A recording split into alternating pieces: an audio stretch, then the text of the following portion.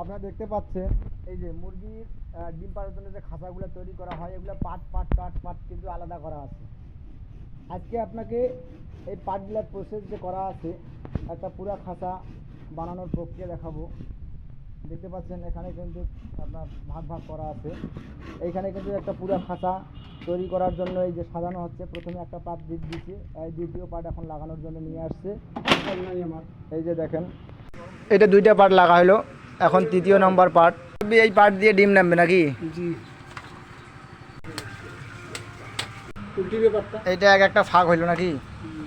এই এক একটা যে পাটের খোপগুলা, এই খোপগুলোতে মুরগি থাকবে 3 থেকে 4টা করে নাকি? 3টা করে। ও 3টে করে, একটা করে থাকবে। একটা এই ফোকে 3টা করে মুরগি থাকবে এবং এই দিক দিয়ে ডিম পারবে, সুন্দর করে এই দিক দিয়ে আসবে। খাওয়ার পানি দেওয়ার ব্যবস্থাও কিন্তু আছে, এর আগেও দেখছেন আপনার ভিডিও, সেখানে নিশ্চয়ই দেখতে পাইছেন।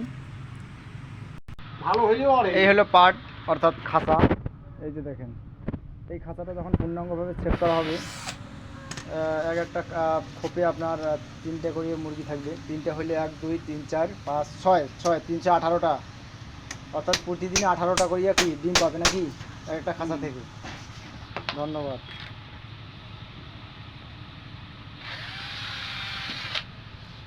এই নিখুঁত কাজের জন্য ইনি কিন্তু মেশিনও ব্যবহার করে, সব ধরনের মেশিন এনার আছে।